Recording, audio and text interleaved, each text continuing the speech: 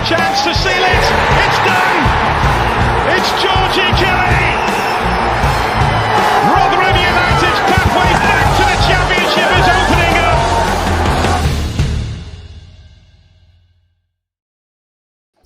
Good evening, everybody. Welcome to New York Talk on the Centenary Special.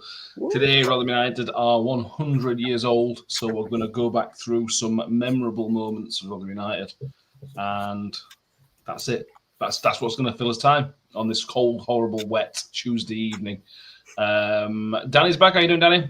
I'm doing good. Of course, it's not going to be a bright sunny day when Rotherham United turns 100s, but here we are. We're here to celebrate a milestone birthday, hopefully get a letter from the King about turning 100. But for now, let's crack a beer and talk all things Rotherham United. Absolutely. And to go on such a memorable occasion, Mick, you're going to such a memorable location, making a car park in North Wales. Is it horrible and wet there as it is in Rotherham? It's wet, damp, shall we say.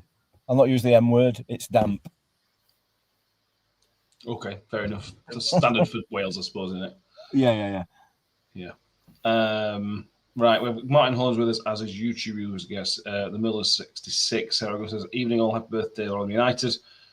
Probably this evening, loving the Centenary videos so far. Hopefully, they'll get some of the 1980s team on, apart from Breck's. Throwing a Breck one. Steve Mix with us, Steve Grundy. Steve Mix says, "Happy Centenary Day." Dave Lawton and Graham Lindley are also with us as well.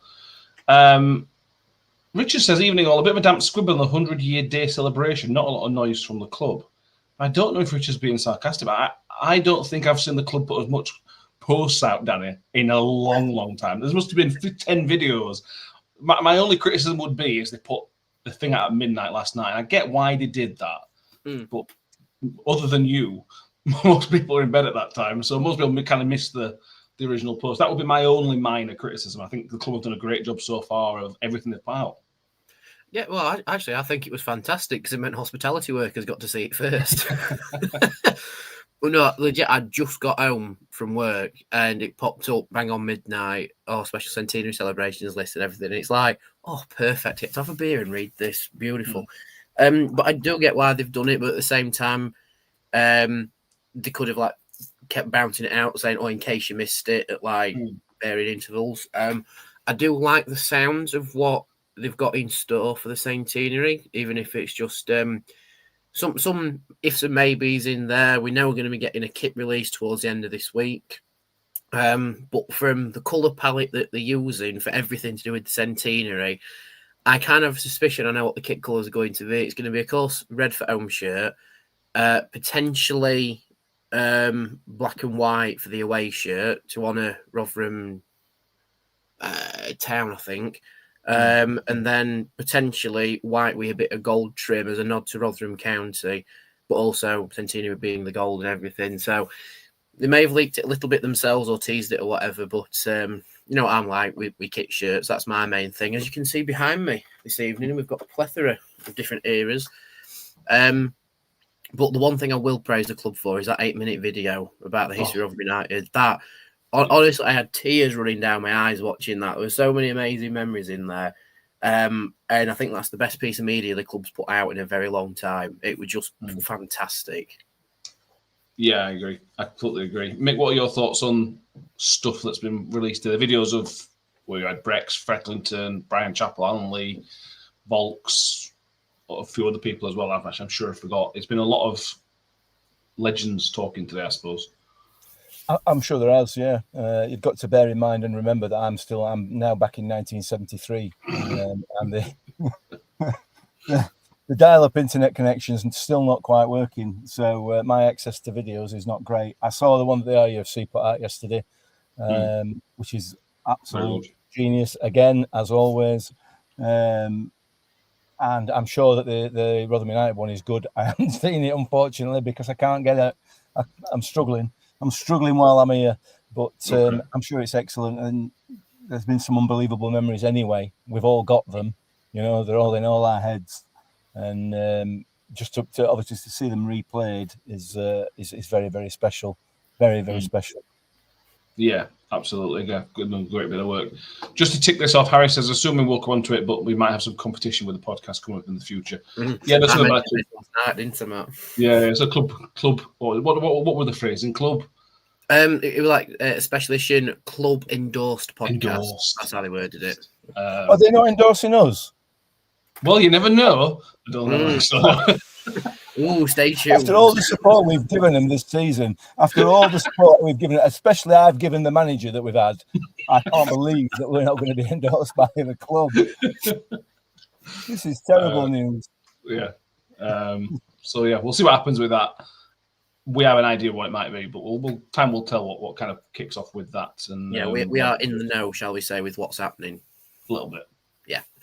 Time will tell. So what we're going to do tonight is basically just look back at Rotherham United. We'll go through some favourite games, favourite moments, favourite players, that kind of thing. Obviously, we've got the comments up, so we can let us know what you think. Before we actually, Jeff Bisto says, I think the new 100-year badge will look ace on the new shirt. What I will say to that is, we talked last week about the badge disappearing into the Twitter logo on a red background. They've changed that to the white background. So the Twitter logo actually stands out really, really nicely now. And I think I should put something on the social medias as well. I still love the bit of change that works. And hopefully by the end of the week, we'll have a kit that we can talk about. But time will tell. So get in the comments with your some Miller's memories. Last, we're going to go through a few categories to pick some favourite stuff. But Gizmo first answer says, remember the Arsenal game, 1-3-1, I think, and Manchester Cheats lost 2-4 in the FA Cup, both in the 70s and 80s. And the Liverpool away game in the Milk Cup. If anyone has any similar memories to that. Terry Femby's with us, says, evening, 100 years old, the Millers. Let's make it a year to celebrate. He remembers my moment was the FA Cup against Manchester United, draw at Old Trafford, and then lost 1-0 to a Dennis Law goal at the near post at Millmore. I have the programme for that game up at the Tottenham Chive on our football programme wall. And you look at the team sheet, like he says there, Dennis Law, Bobby Charlton, all of the famous names in there. And it's such a great memory that we drew at Old Trafford and they only just beat us at home at Millmore. Obviously, way, way, way before my time, that. But I always enjoy looking at that at work. And when Donny got promoted to League One for next season, they actually took it down just in case someone tried to smash it up. So that was quite funny to come into work too. Fair enough. Right, so we've got a few categories that we're going to talk about. Obviously, some other things may pop up in the next, probably 45 minutes. I don't think we'll get the full hour out tonight, but we never know. Right, so what I want to know, first of all, is your favourite ever Millers game that you've been to. I'll add that in there. So this, well, there's some obvious ones, isn't there? You can have Gillingham away, to any 3 of the Wembley wins, 4 of the Wembley wins, sorry, including 96. Double back-to-back promotions under Evans, double back-to-back promotions under Ronnie Moore. Go back to 80-81 for those that were there and other ones. Danny, I'll start with you, Mick, because we know Mick's terrible at this kind of thing, so we've got to give him extra time to get his brain to work. What's your favourite Rotherham game you've ever been to, Danny? I would say the 2018 playoff final, because it was my first ever trip to Wembley. Me and Mum had had a really rough year, and we thought, we're going to make the effort to go to Wembley. So we booked on with Wickersley Cricket Club, the coach they put on. Brilliant day. Dean Henderson saved his first penalty at Wembley and repeated the feat with Palace this year at the same end as well, which is quite a football symmetry. And then to have Richard Wood score the 2 goals, that were absolutely amazing. And I never saw him run off towards where his family was sat in Wembley because I was too busy bouncing around the rafters of Wembley wherever we were sat. But I remember it for a different reason as well, because I remember that the coach that the cricket club had booked was ancient, and it had a leaky roof. So every time, and it rained on the way home. The way back was crazy, that rain. Yeah, it was like a typhoon coming home. Yeah. But every time the coach braked, you saw this swathe of water come down from the skylights, and the driver, bless him, ended up having several showers on the way home because there were a skylight directly above where he was. So that was like the perfect day out, and it helped me and my mum no end to get through that year. But that's why that game's always special to me, not just for us winning and getting back into the championship, but also the whole bubble that surrounded the day itself. So that game and that day I'll never forget. So that's my favourite Millers game ever. Yeah, I think that's fair. That's probably I think over the 5 games we played there, including the Dagenham loss, that's the best we've played at Wembley. We were so deserving of that win. I know it took Richard Wood to score a couple of goals, but we were fantastic on that day against Shrewsbury. And you don't always deserve your win in the final, a la Sutton in the Papa John's, but we certainly deserve the Shrewsbury one. Mick, favourite ever game you've been to? He's on mute. Hang on, I'm muted. Is this thing on? There's so many, ain't there? I don't want to take away from quite the quite a few that are in the comments at the moment. And the other issue with this is, and with the other things you're going to talk about later, is you get sort of overtaken by a little bit of recency bias as well. Yeah. I have to say, probably the first one that sprang to mind when you suggested these topics to talk about. The first one I thought of is the one I'm going to say is my favourite. But the Sutton game at Wembley was just fantastic. You know, a 94th minute equaliser to take you into extra time, and then obviously we dominated extra time, and then not being able to speak for 4 days afterwards. I mean, absolutely no voice left, and to be there with the whole of the family as well. You know, it was a fantastic day, a fantastic game. Gillingham away again. You know, Gillingham away was just amazing, absolutely amazing. But I think I'm going to have to say that probably my favourite game was when we beat Arsenal 3-1 at Millmore. I was very young, I was reasonably young, and my memory of the game itself is a bit sketchy, to be honest. It was one of the first times I'd stood away from my parents. I stood under the floodlight at the corner of Tivoli and enclosure there for the game, and then we went 1-0 down, and we just thought, oh, this is just going to be horrific. This is going to be horrific. But it wasn't, and we went obviously and won the game 3-1, and that was against a very, very strong Arsenal side. When you look at that Arsenal lineup, and I can't remember all the names in there, but Frank McClintock was in there, and some of the other big Arsenal names were in that team. It was a first team. It was their first choice team, you know, and we battered them 3-1 at Millmore, little old Rotherham. And it was probably my first experience of a giant killing, and to experience it there, stood essentially on the Tivoli.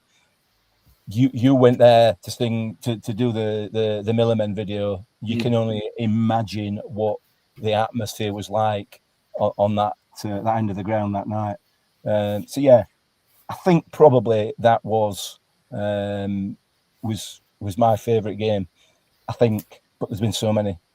Yeah, that's absolutely. People are putting in the comments as well. So we've got Paula Rhodes saying the 6-0 at home to Chelsea, the famous 6-0. Well, I didn't want to take that one away from Paula, but yeah, because again, that was a strong Chelsea side. Yeah. Given at the time, you know, I know they were in what is essentially the Championship now, but there were no mugs. No. I should also add the Joe. 10-1 on aggregate that season against Chelsea. 10-1, absolutely. They'll never beat that. They'll never know. Well, if we played them again, they would do that to us now, I suppose. But we've got that one. We'll never play them again, so it's fine. Followers adds in the Joe McBride win at Hillsborough. Was that the same period, I assume, Mick? I can't remember that. It will have been, but I can't. Don't ask me to remember lots of stuff. It's a remembering episode. It's an episode about remembering things. Thanks. Let me just say, John McBride hitting the post at Anfield with Craig Johnson scoring the winner for Liverpool. Go, Mick. Let me just say that given this is the 100th anniversary of Rotherham United, and I calculated today that I've been watching Rotherham United for 54 years. I've been there for half its history. Yeah, that's true. You know, and when I first started watching them, they were 46 years old. The club Yeah. itself was younger than I am now by some distance. It's a bit of a, it kind of puts things into some sort of perspective, really. As to the fact I'm old. Yeah, you are old. Yeah, very old. It could be worse, Mick, because Rotherham is only, let me just work it out in my head, he's only 5 months and 20 days older than my granddad. There you go. There you go. Yep. So he is old. Going on. Some maths going on tonight, guys. Didn't expect that. Where we had Baldy Wilder says Wembley, Villa Orient, 2-0 down to Orient half time, back just to take it to extra time penalties. That Revs goal we witnessed was the greatest goal we ever scored at Wembley. Yeah. I was the opposite to Baldy Wolf. When it was half time, 2-0 down against Leyton Orient, I was done. I would never have left a game early, but in my head, I'd already checked out. I was already looking. The game was already done and dusted. And to come back so quickly from them was just, legendary. And to come back in such an unbelievable way. Well, exactly. Just ridiculous. Race mainly my favourite game, apart from Wembley, with Revs ambitious but brilliant, was Leeds away in the FA Cup. After a draw at Millmore in the 70s, we lost 3-2. I remember Womble scoring. Gizmo going back to the Plymouth game with a 2-1 victory to secure the title. Paul Riggery goes on the Wembley wins. Gizmo had in 6-0. Sarah Ogden saying Wigan away when we won 2-0 the week before Brentford at home, but was in prime position to win with a game in hand. Martin Miller, Gizmo, yes, Gizmo, the Milk Cup game at Anfield, 1-0 defeat, but we were magnificent, including some of the best saves I've ever seen in 50 years from a Rotherham keeper, Ray Mountford, denying Craig Johnston. Terry Fernby, the best game was Hack's goal against Middlesbrough. Harry says, honourable mention has to go for Ben Wiles against Sheffield United. Yes, it absolutely does. Sarah Dadding, the Millwall game at home, we won 3-2. Alan Lee got 2 goals in a fantastic match. That was a fantastic match. I think we went 1-0 up, Millwall went 2-1, then when we turned it around to win 3-2 at home at Millmore. And it was one of those days, bear in mind how old Millmore was, you literally felt the stands shaking and moving with how much people were going crazy. Us and Millwall were going for the title back then, also 2 teams that were in fighting for the promotion at least. Gizmo says the Joe McBride winner was the Boxing Day match, if he remembers correctly. I've seen this in the video of the ball bouncing off a molehill or something at Hillsborough. Steve, make the Auto Windscreen Shield game at Wembley. Someone I knew was a Leeds fan and had a spare ticket for Leeds Villa in the League Cup, but decided not to take him up and saw the Millers there on their first visit. So glad. I think that's still our biggest away following ever. 20,000 Rotherham fans went to Wembley for the first visit and win at Wembley. I'm going to go the Alan Lee 2-1 against Brentford. Somebody else put that. Alan Andrew Lang with the 2-1. One of the best league performances seen. Talbot and Alan Lee scored. Lee was immense and he's on for 3-1. Sorry, it's just a different away. Sorry, I'm going the Alan Lee home one because it was the first big game that I can remember. It was a good day. It was a very, very good day. He's got one there. 200 feet at Sheffield United, Millmore, Town and Moore scores in front of over 20,000. So I think it's still our record attendance. Home attendance, went 23 officially, something like that. Something crazy. Ridiculous. How on earth you get 20,000 in there? And we're not on pitch. It's just ridiculous. I still have a feeling there would have been more than that, but roughly about 23,000 was like the top of what they could get away with without going, hang on, that's a bit overcrowded. There's health and safety people all still, even to this day, having nightmares about that.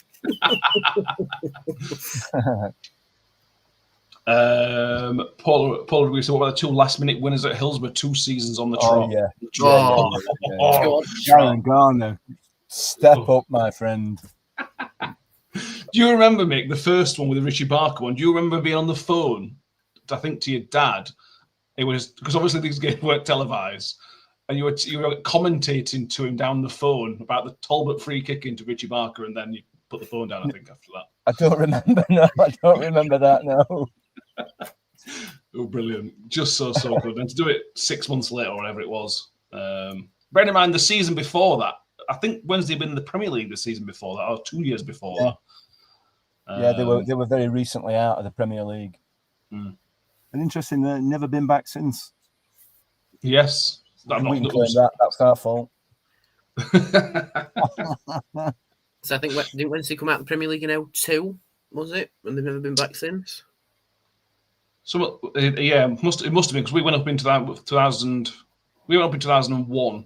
Yeah, I'm sure we played them that year. So I think they came down in 2001. I think somebody might maybe check us on that one. Because yeah, they must have come down that season because we played them twice in a row. Then they got relegated. We didn't play them for the third and fourth year we were in the championship. I think. Yeah, Sarah Ogden Wednesday were relegated in 2000. So they had a year down before we come and took them apart at their place. Twice. 25 years without Premier League football. Goodness me. Suckers.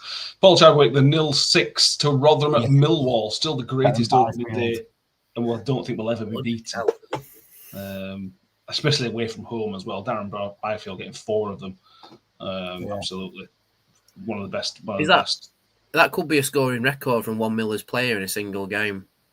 I think there's a 5 somewhere. I think. Is there? I think I have to check, but I think somebody's got 5. But Alfie's got 4. So I know Darren Byfield and Alfie are the 2 that have got 4. Alfie got 4 against Cheltenham in a 6-4 win in one of the craziest games that was ever done at Don Valley. Matt Miller, we were top of the league, top of the division, top of the first division. The championship now was not a bad way to start the season. Mm-hmm. Andrew Lang, the COVID season. John Brecken commentary at Hillsborough Apple won it with literally the last kick of the game. Never mind that with that Matt's commentary. Matt's commentary with Breckens. Oh, we ain't got it saved on here. Yeah, that was one of the few watch-alongs we did. And I was so glad we did that. It was so good, so much fun. I remember watching that at my granddad's, and when Ladipo scored, I went off doing laps around the living room and I pulled my hamstring because my granddad's got like this wooden separator on the floor between, it's like a sliding door between the dining room and the living room. And I've gone off round there. I've slipped on that going through and completely tweaked my hamstring. I couldn't walk for like 2 days after. It was like, worth it. Yeah, love it. We could go on to some more. There's about 20 games under Ronnie Moore that we could talk about. There's similar numbers under Paul Warne we could talk about. I'm sure there's similar in the 80, well, not just the 80-81 season, the season after where they finished 7th. Even think about the Solihull game, coming back from 3-0 down in 15 minutes to win 4-3. All right, they were a National League team and we should have never been in that position in the first place. But that, until Wednesday did the comeback against Peterborough, that was the largest losing margin to come back from. And I think it's the record that still stands in the FA Cup. Like the largest losing margin to come back from and win the game. Yeah, we'll take that. I mean, it was against non-league teams, so we'll feel a bit of a bully. But we'll take it. We'll take what we can get. We will move on to some other stuff, but still, we're going to come back to some other games in a moment. I'll swing this on you as well. Do you have we talk about a favourite game? What's your favourite moment? So is it, the Kelly moment, the Alan Lee moment, the Woody moment? You can pick any moment, obviously. Is it a Jemson moment from 96? Is it the Rodney Fern goal in 80-81? What moment? Because football's that's what it's about, really. What one moment would you pick as your favourite, I suppose? There's so many. Like you said there are so many. Darren Garner at Hillsborough with that screamer, the Alan Lee against Brentford, Georgie Kelly at Gillingham, Rodney Fern as you mentioned there as well. Just absolutely amazing. And I've thought of my favourite one and now I've forgotten it. So come back to me in a minute. I know what it is. We'll let you think. Sarah does say Alan Lee. Graham Linley, Revs, Stephen Mix says Alan Lee. Paul Rose says Rodney Fern's goal, unbelievable. I've remembered it now. Go on. It's Lee Frecklington with the a crowd invaded the pitch. I can't. Again, Aldershot. Aldershot, yeah. That for me, that just had everything. It had absolutely everything that you want about a goal that seals promotion. It was just everything. The new stadium, the player himself, everything about it. That I think is arguably my favourite moment. Yeah, and it's certainly my favourite image of Rotherham United.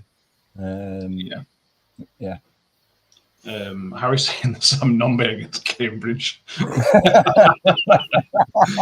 Very good. Very good. Richard says the Revs goal at Wembley. Paul Tarek saying Georgie Kelly winner. Paul Rigby Revs at Wembley, gone at Hillsborough. I'm going to go it's a toss-up between the Georgie Kelly moment and the Alan Lee moment. There's something about something about just it's done, it's certain. Even with the Woody one, it was, and the Revs goal, they were moments, but they never sealed anything, did they? If that kind of makes sense. When Georgie scored, that was it. The day was done. We could just it was that sense of relief. It was similar with the Alan Lee goal because it was so late on.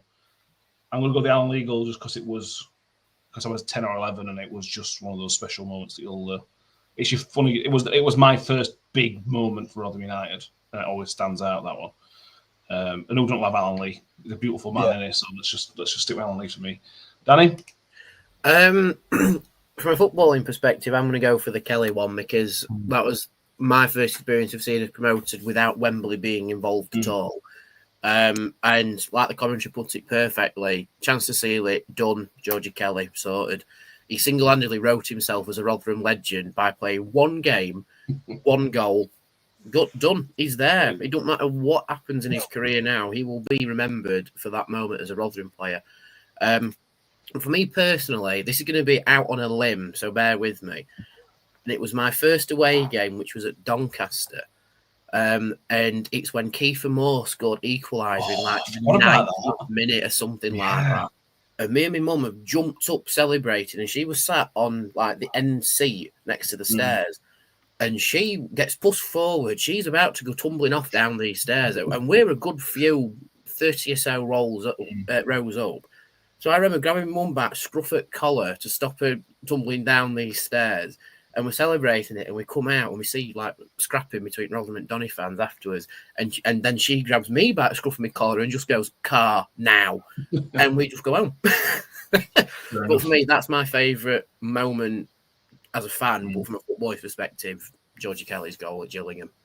Yeah, that Donny one, that Kiefer Moore one is one of those where it should always be in front of our fans. Just imagine the scenes that we'd have seen, because we don't see the scenes of us going crazy because of where the camera was. Just imagine, it was. When I'm thinking about it, even the reverse fixture, new 100th minute penalty to win it for us.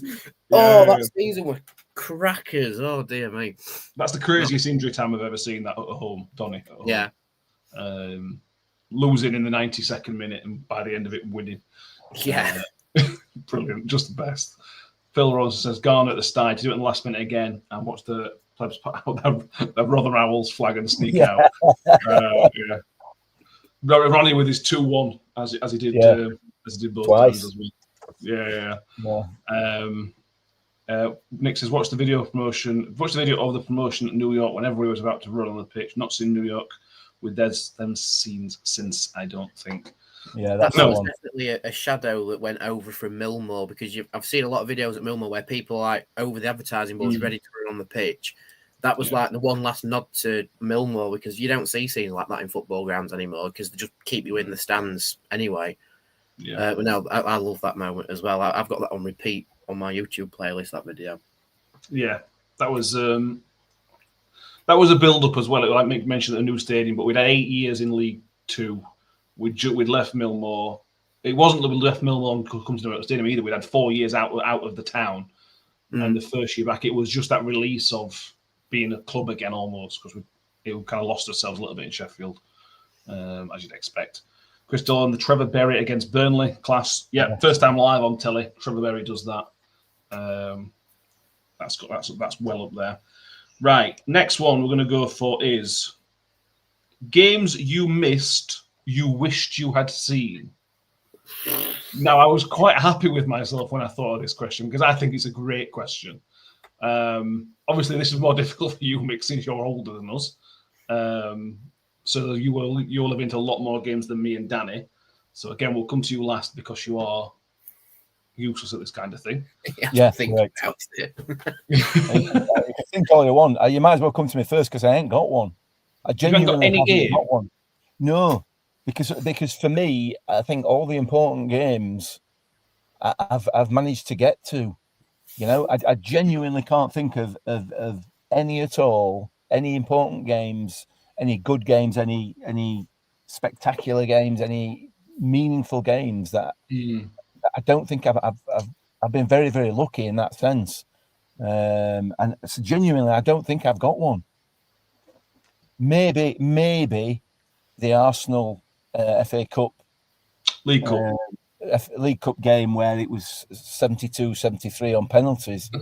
I think that's probably about the only one. So other than that, I genuinely ain't got one. I'm sorry. And that's not ideal, but it helps that we don't have to rely on anybody's memory. I'll get it in early, mate. You lucky sod. Yeah, I'll get it in early, and then you don't have to worry about it, do you? Yeah, exactly. That's true. Sarah getting in Notts County at home, we won 6-0. She was in an airport waiting to go to town. I think that was in the League One promotion season. I think Tom Hitchcock got one of his few goals for us. Yeah, that was a very, very good one. Danny, what are you thinking? There's lots before your time. I mean, there's obviously a few before mine. What's your? Do you have a pick? Yeah, that's my question. Before I answer the question, does it have to be within my lifetime, or can it be any game? You can go League Cup final if you want. It's fine, you know what I mean? Any's fine. Now. You are? Nothing. Nothing doesn't matter. I would say in my lifetime, 2014 playoff final. I begged my mum to go, and she still said no because we couldn't afford it.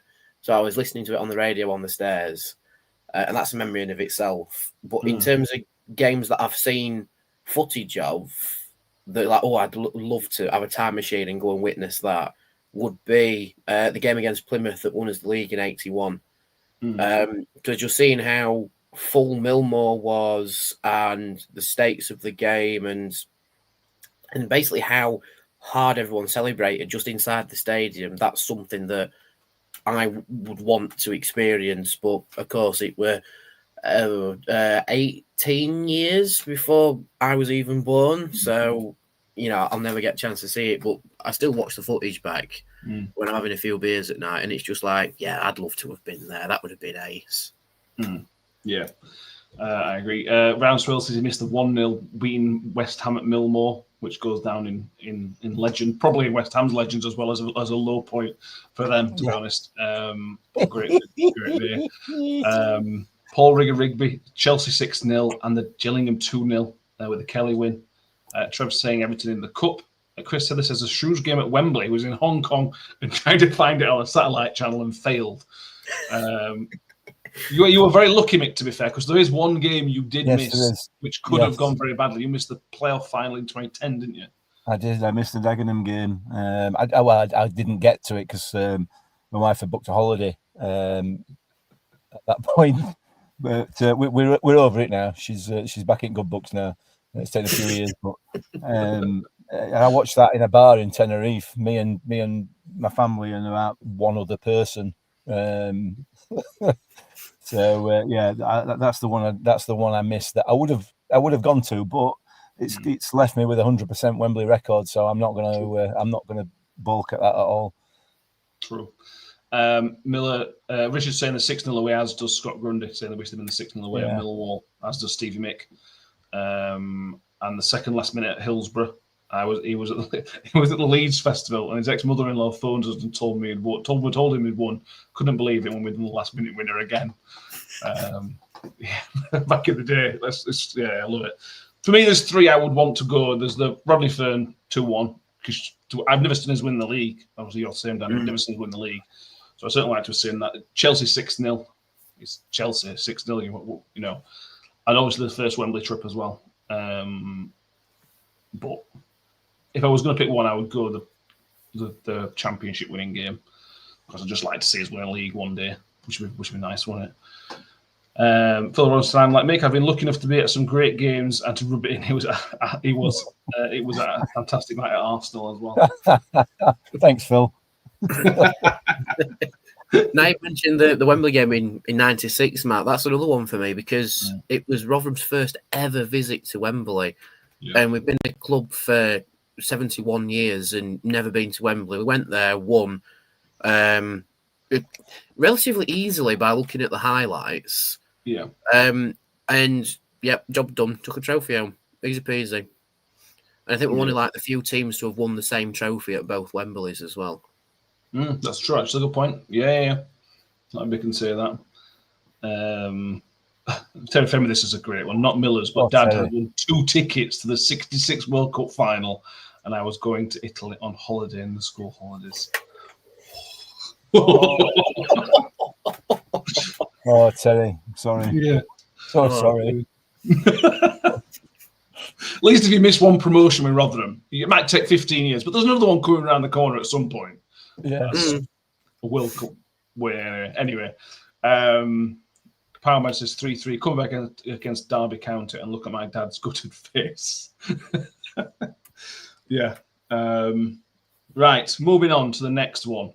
Next category we have. We'll go for a player before we come to a. We'll do this one. Sorry. Favorite non-obvious game. So not a promotion, not a cup final, not a game that's a seals promotion or anything like that. Not a playoff game necessarily. A kind of a random game where you've just loved it. And it doesn't necessarily have to be for the performance to win. It can be all around day kind of thing. But yeah, your favourite non-obvious.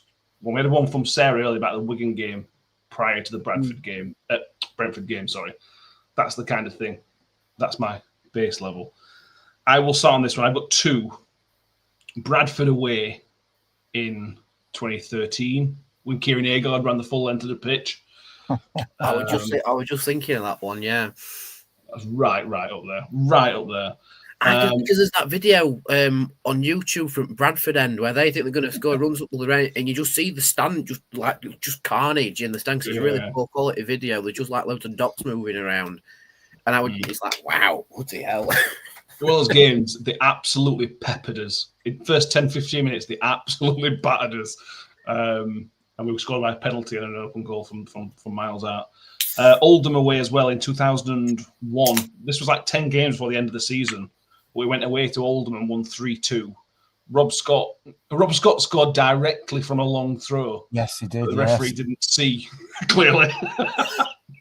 And this was really, really late on it, like 89th minute. I'm sure it was like 89th minute, 90th minute to send it crazy. That's why I always like an Oldham. That's why I want to see Oldham back in the Football League, because I have very, very, very fond memories of that day. Mick, Kenny? There's a few in there again. There's a few. I like that one, the Oldham game. I do like that. There's the Chelsea 6. That's a record as well, surely. Last player to score direct from a long throw. It was illegal. It was, technically. Exactly. That will never be broken. He didn't get credited with it. Let's put it that way. Oh, okay. Sorry, mate. No. Yeah, there's the Chelsea 6-0, which we've talked about and talked about.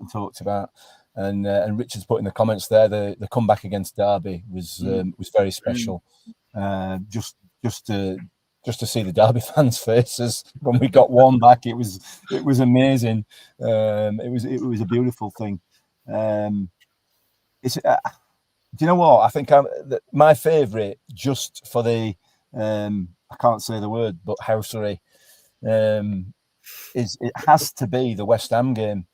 Yeah, it has to be that West Ham game. I remember we were in early. I was in early that day, and I remember the West Ham players walking down the touchline with what's his face? I can't remember the manager's name. Glenn Roeder, manager. Yeah, Glenn Roeder. And they got faces like thunder. They were walking away from the changing rooms, bags in hand, back up the side of the pitch, and nobody really knew what was happening.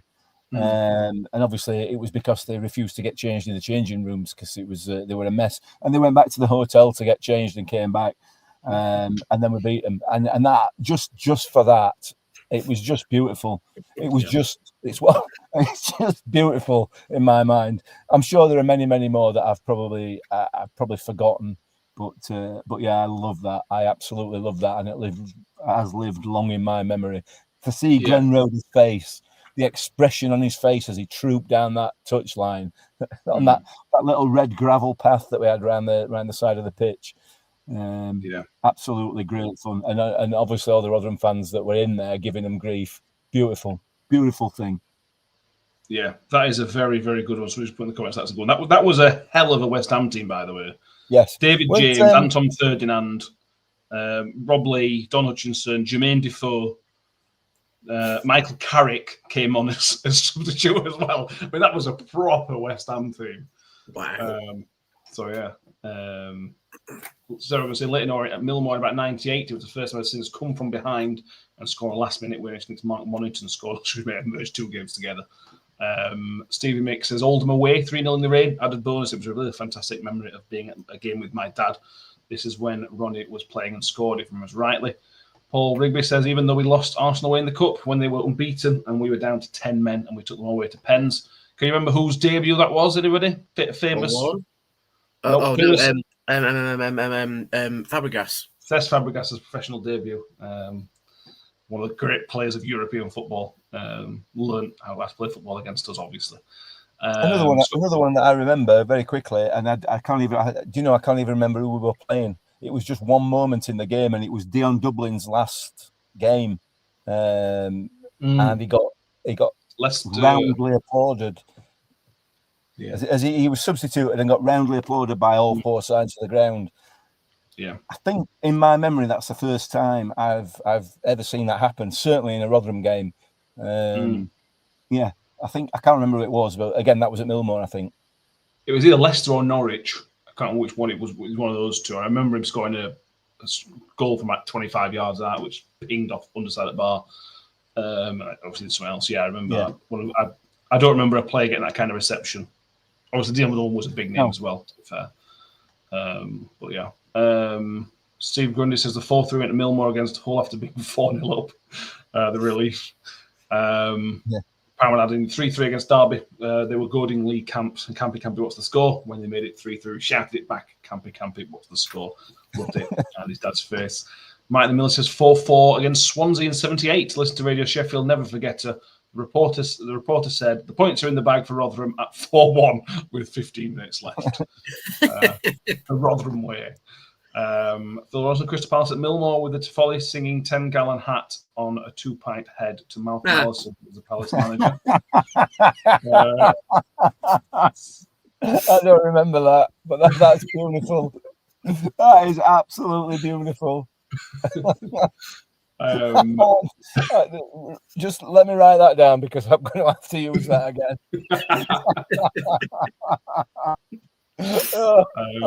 Sarah Ogden with another classic 4-4, cheating Darren Huckabee, dove, got Kai Branson sent off. That was a 10-man Rotherham United that took the eventual, I think, champions Norwich City 4-4. We should have won that game. They scored really, really late on. Yeah, that was a classic. Trev 92. 6-4 against Wolves. Mick's still furious about some of the linesman decisions in that game as well. That was an absolute belter of a game as well. At least 2 of them offside. At least 2. I don't know whether you remember. I did mention it to the linesman a couple of times. You did mention it to the linesman. Yeah. That was one of the games. One of the stewards had one of the greatest mustaches I've ever seen in that day as well. Me and Ben, even if it were 0-0, me and Ben had a great day just laughing at that guy's mustache. It was an absolute belter of a mustache. Basically, said Newcastle at home lost 4-1 to the likes of Keegan and Co. Dave Lawrence says 2-0 away Friday night, Grimsby 2001, Mark Robbins brace. I think that was the first win of the season, that 10th game. I seem to remember that was the season where Ronnie said he wasn't going to shave until we won a game. And then we won a game, so he got to have a shave. This has been really good, by the way, because this is one of the reasons why we like doing this show live, because we could have sat here for an hour, pre-recorded this, put it out, and we'd have been. I think it'd have been a good episode anyway, because we've got a lot of good memories. To do it, have all you guys in the comments joining as well and giving us remembering some of these games has been very, very good. Thank you very much. We'll finish on favourite. Can I just jump in with mine now that there's a couple because the Blackburn 4-0 with Matt Taylor as manager. Yeah. Because it was so unexpected. Everyone were like, "Where the bloody hell has this come from?" But I think the main one is the 5-1 against Sunderland at home because they were giving it bigger and all the time. Like still Rotherham, even though we're in the same league. And we finished above them. They were giving it big and all day, and we absolutely slapped them 5-1. I've laid down the gauntlet to Newcastle for next season. Put more past them than we did. Yeah, Yeah, that was a something good else day. about that game as well. The Sunderland fans lived up to their name and didn't stay till the end. Just They were saying, gone after about 70 minutes. till the end. Give me a break. And they scored first as well. They made it 1-0, and when we just slapped 5 past, that were a great day. That It was was a great day. sunshine as well. It was beautiful. Yeah, it was a great day. Mick's got a bee in his body about Sunderland. I quite like Sunderland. We're rid of them now. They've gone to Premier League, and I tell you what, give it. And the first game in August, when they're 2-0 down, that stadium will be empty at half time. Mark my words, till the end, my backside. I say I've got my baby on it about him because they beat the Blades, and my mum were around at our lass's house watching it. They're like, "Oh, and it Keith Moore gave the ball away. Oh, he's an extra run player," because they call him Donkey because they don't like him. We'll have him back. We'll take him off your hands for free. Yeah, he pays wages. Martin Miller threw one to the Millers after a Jerry Gow sent off after 4 minutes. We were 1-0 down. I remember that. Yeah. Chris Terra says, "Was that not Jerry Gow's debut?" I think you've mentioned that before. To be fair, yeah. I'm pretty sure because he came with a reputation of being a proper hard man. He didn't have a reputation. He was a proper hard man. He made Vinnie Jones look like a pussycat. You know what I mean? He was a nasty piece of work. And I'm pretty sure that was his debut. I might be wrong. I don't know. Fair enough. Paul Ribby says, what about the Bobby Williamson hat-trick at home against Birmingham? Worst game, Ray Smelly says, the worst game was a quarter-final in Milk Cup against Millwall. They hammered us, and we went on to play Liverpool in the semis. One game we haven't mentioned, and this gives me a good and a bad one, was the Southampton winning the FA Cup. My only giant killing that I can remember we've ever had. The only time we've ever beaten a Premier League team, or we beat Old First Division 2. The only time we've beaten a Premier League team. And then 4 days later, we went and lost to Crewe Alexandra to not make it to the 5th round of the FA Cup. A really, really good. Letizier was a part of that Southampton team, and Marion Pahars and a few other. I think James Beaton maybe. Again, a great Southampton team we beat, and then you got to lose to Crewe Alexandra in the next game. If we're talking about worst games we've seen, my one has to be when we played MK Dons at New York, funnily enough, where Paul Warren's manager now. And we were winning 1-0. They went down to 10 men, and it was our time to go. We've got points here. And they bloody won 2-1. We a few last-minute goals, and even the players were stunned by that one. I think that's worst game result-wise I've seen. There's been far more performance-wise. Yeah, that hurt, that one, because had we won the game, we'd have been 12 points clear in March. The season would have been done. But because the MK Dons were chasing us, they turned it around. It was a 6-point gap, and then it was season on. I mean, careful what you say about being 12 points clear. That happened to Walsall in the bottle playoff final. That's true. That is very, very true. Sadly for them. Sarah Ogden mentioned the silent game over only giant killing. Sarah Ogden 4-2 against Crewe. Awful game, I remember. Yeah, it was just bad. This is why I'm convinced one day I'll get an FA Cup run, because we haven't had one yet. We're due one. Steve, there's too many worse games. I was trying to keep it positive, to be honest with you guys. You know what I mean? Yeah, Scott Grundy losing Northampton when we had Man U in the next round. Yeah. God, we went 1-0 up in that game and all. Derek Asamoah turned up. Again, one of the best individual performances against us was him. This random Division 3 guy just tore us apart randomly. And again, that would have been a Man U team with Ronaldo, Rooney, and everybody else. That would have been an epic tie to have as well. Josh Smith losing 3-2 to the Pigs at home after being 2-1 up. Horrible. That was horrible. Up until the Crawley game, that was probably my worst day at New York Stadium. It was horrific, that Wednesday game. I think the Crawley one beats it now, to be honest with you, but for what it was. Might have been the worst game, 7-0 at Wrexham Tuesday night, and threw it down all night. Leighton Orient in the playoffs in Division 3, walking out of Millwall was awful. The only game I've ever cried at was that loss. Lost on penalties. I cried all the way home because I couldn't go to Wembley. Yeah, not good. Mick, do you want to, again, as much as you've had some good ones, I'm sure you can just pick me one bad one before we move on to some more positives. 7-2 at home to Bournemouth. I think that was a Tuesday night as well. I didn't see it last goal. I was trying to get some freebie sweets from the sweet kiosk by the time they scored their 7th. I think it was 7 or 8-2. I can't remember. It was horrific. Okay. Back to the positives. Favorite player. Oh. And again, we could list lots and lots of players, but I want you to pick your favorite ever Rotherham player, and you only get one. While you're thinking, I will just add that the club have put the legacy numbers on the website. For each player has a number now. I think they've been up to 2014 or something like that. I think that's a fantastic idea. And I hope they continue doing it up until present day as well. And something the club can celebrate. You know, you got other clubs do these big things and celebrate player numbers and things like that. I think the club have got an opportunity now. Now they've got that information to really do something big and to really celebrate when somebody gets a new number, no legacy number. I think that's a really, really good idea, and hopefully it's something they use going forward. I'd love to see it as like a big metal wall with it all, or stone wall or whatever, with everybody engraved. Like, there's going to be well over 1,000 names, mainly because Steve Evans has been manager twice. But I'd love to see everyone there, and you can look out for particular numbers, like who was like obviously the first player, and it goes alphabetically. It was like the 500th. They've not done it yet, but who was the 1,000th? You know, I'd love to see a stone wall somewhere. And then every time a young player from the academy or a new signing or whatever, then that's their little bit being involved in Rotherham's history. And it's like England did it not too long ago, didn't they? And so now every single player who debuts for England gets their own legacy number, and I think they're on about 1,200 at the minute. And it's like you look for the famous names. Like, I'd forgotten that Tommy's made his debut for us long before he came back.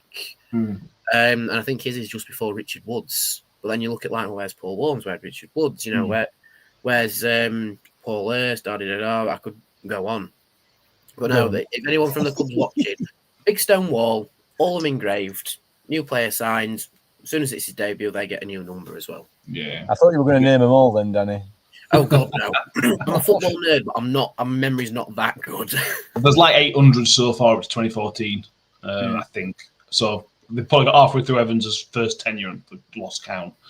Anyway, favourite players. Gizmo says Tony Towner. Steve Mick says Jerry Forrest. Steve Adams, Graham Lindley both said Dave Watson, as does Terry Femi and Dave Lawton. Paula says Jerry Forrest. Paul Chadwick says the same. Best player I've seen is Jerry Forrest. Stephen Roebuck says Albert Bennett. That is a name I've not heard before. That's why we do these. That's why we ask the question. Phil Ross says Jerry Forrest. The most exciting was Tony Towner.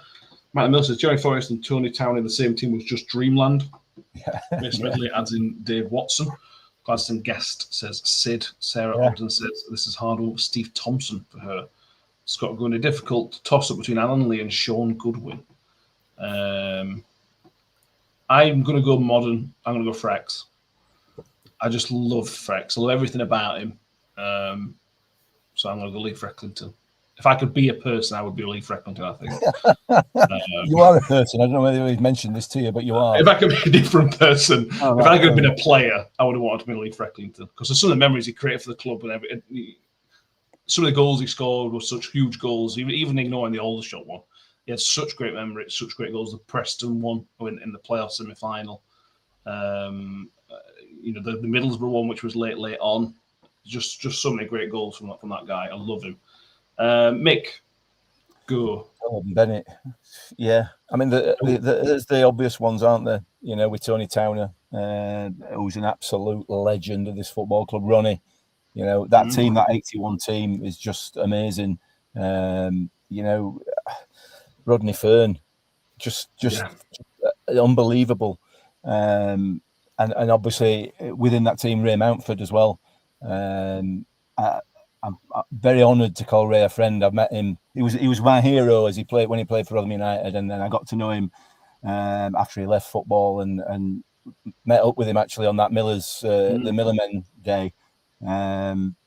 So, you know, I'd be a bit biased if I picked Ray, but he is up there, definitely up there, because, the performances he put in the Miller's shirt, probably until Victor came, were unmatched in terms of goalkeeping for me personally. And again, this is all about opinion, isn't it? And I'm not picking. I wouldn't pick.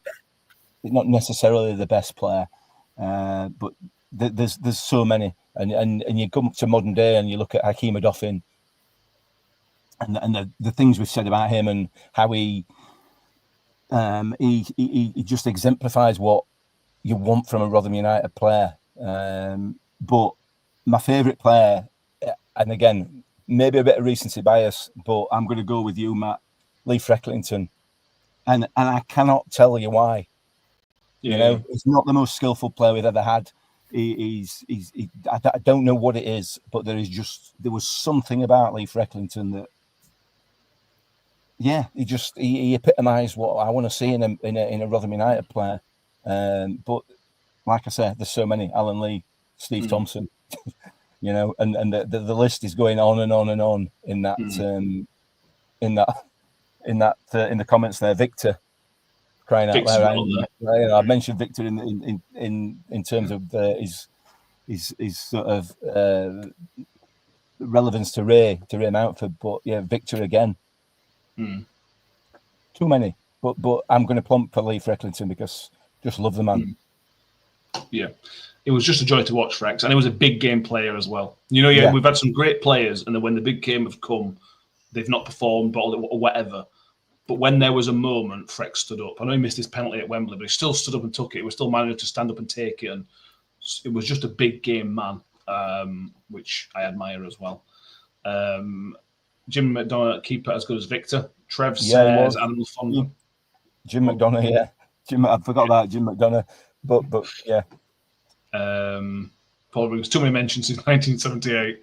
Yeah. Harry says to go modern, it will be Victor. Victor's well up there. Let's be right about it. Victor is well up there as an overall package, not just the fact he's one of the best keepers we've ever had. Again, he's a bit like the Frex and the Hacks thing. He represented the club. I was proud to have him wear the badge as well. Palmer's saying that Frex, Barlaser, Victor, and Woody. Again, Woody's right up there for an overall package of a bloke as well. Ben Ellison, Sean Goodwin, Mick Goodin, Ronnie Moore, Jerry Forrest, Alan Lee. Sarah Ogden saying her favourite is Alan Lee. Dave Lawton saying Johnny Quinn. Sean Gota. Neil Evershoe's putting Ryan Cresswell in there, the Rotherham boy. Darren Cook saying Jerry Gow, Tony Grealish. Danny, where are you going? I'm going to slightly bounce off Mick and say I would be slightly biased if I was to pick Victor because I've met a few times. We've been for beers with him in Sweden and gone to Hammarby games with him and his girlfriend and his family. Been out to Bias really well. We're always chatting in the Sweden group chat we've got. So I think that'd be a bit biased to pick Victor as my favourite. I'm going to go way back into the history books and I'm going to say Danny Williams. Yeah. Because he was the quintessential third division footballer at the time. You know, he worked at Silverwood Colliery, which is just up the road from me. Well, it was just up the road from me. Because back in them days, football in the third division was part-time. So he was still a colliery and a footballer. Stayed with us for nearly 20 years, I think it was. He was a one club man apart from the colliery team. Then came back as manager in the 60s. Before going on to Swindon Town, which I think he won the EFL Cup with, or at least what is now the EFL Cup, and then opened up a sports shop in Rotherham as well. So for me, like Mike just said, Thriber lad, that's just down the road from me as well. So for me, it's him because he was Mr. Rotherham United before John Breckin inherited the title, and he's now the current Mr. Rotherham United. Yeah. Fair enough. Miles, the Thriber lad, yeah, like I said. Sarah Ogden mentioned Dan Barlaser again. Honourable mention. If I were going to build a team, Dan Barlaser would be in my team of Rotherham players ever. Dan Barlaser would be in that team. Just imagine Franks and Dan Barlaser in the same team. Oh, my word. Mike mentions another one here as well, Jimmy Goodfellow. Not a lot of people will remember him, but Jimmy Goodfellow managed to win us the accolade of being the only football team in the whole 92 with two players with comb-overs. Him and Rodney Kane. So there you go. That's an interesting fact for you that you didn't think you were going to hear tonight, isn't it? It is. I didn't think we'd hear that. Absolutely not, no. We should say there's lots of players we haven't mentioned. I think the club have just put some out from Guy Branston. Guy Branston deserves a mention as well. Martin McIntosh, Chris Swales, that defensive kind of trio. Hursty was the record holder for appearance holder for a long time as well. He deserves a mention. Monkey and Sedgwick as part of that team as well. Mike Pollitt is obviously a great keeper as well. we could literally do another 6 hours just naming players. But we'll not do that tonight. We'll maybe do it another night. On the legacy number, Harry just wants to add in cricket, they do a presentation for debuts for England. Hope they do something at similar half-time and present players with the cap. England football team now, with the legacy numbers, they bring in former players and present them with their cap or a legacy cap or whatever they do. Look, it's an opportunity for the club to do something. They've started it. Hopefully they can follow it through and do something really special to remember some of these players that we've mentioned, plus the others that we've got as well. Harry, I think also that just thought to bring on a topic, but I believe part of the plans are for the Centenary. Are they going to be making a walkway of legends along Don Street? Fantastic idea. Yeah, I think it's a fantastic idea. To Minster, with all names we've just mentioned. Well, exactly, and that's the difficulty. If you name 20 players, how many players have you missed out from that 20, for example? We must have named 50 players just in that, and that's missing out a lot of players as well. Anything else we want to mention? There's like you say, mate. There's too many to mention. There's too many moments to mention. There's too many players to mention. We've had 100. The club has had 100 years. We've all had our relative, whatever the years are that we've been watching this football club, and the memories that it's given us all are something special. They really are. We've made friends as a result of it, and friends for life. All of us. Ourselves and people in the comments. It's football's a funny old thing, isn't it? You talk to people who don't watch it and they just do not understand what it's not about 22 men kicking a bag of wind about. That's not football, No. This is what it's all about, and the memories that you have from that these players and teams that we've talked about create are lifelong memories, aren't they? And it's really special. Yeah, absolutely is. Yes, we've lost a little bit over the last couple of years. We've lost a little bit of enthusiasm, but hopefully these moments that we're talking about now and the memories that the club are putting through will hopefully bring back a bit of positive air coming back forward and remembering some bloody brilliant days following this daft football club. Because we're stuck with it now. You can't change it. You're stuck with us. You're stuck with Rotherham United forever. So, thank you all for being watching. A few people are saying thank you. Thank you, everybody in the comments. This has been one of my favourite episodes we've done in a long time. Bear in mind the season we've had. So, thank you all for helping us look back at some amazing moments, amazing players. A couple of bad moments, but we'll rough with the smooth, as they say. But I don't know what else to say, to be honest with you. I don't know when we'll be back. We may well be back Sunday. I don't know, because there's not much to talk about other than this, what we've talked about tonight. We'll probably have a little bit of a break before there's some news comes back from officially. We'll keep an eye on the socials if you're interested in shows throughout the summer. Make sure you've subscribed as well for the season ahead. We've got a few bits planned for the season ahead. Hopefully everything goes as planned. And we've got a 500th episode coming up in 2 episodes' time. When those 2 episodes happen, I don't know. But in 2 episodes' time, we'll be our 500th episode. So check that out if you can. Mick, Danny, anything else? Not from me. All I can say is, lads, just thank you. Here's to the next 100. Yeah, I don't think we'll see them. Not all of them, anyway. But anyway. Thank you all for watching. It's been an absolute pleasure. We will see you next time. And as always, and for 100 years, up the Millers. Up the Millers. Ravel, vicious, but brilliant. Mule with it. Wood's got around the back, and Richie Wood has done it again. The magic man has come up with another trick. Well, here's a chance to seal it.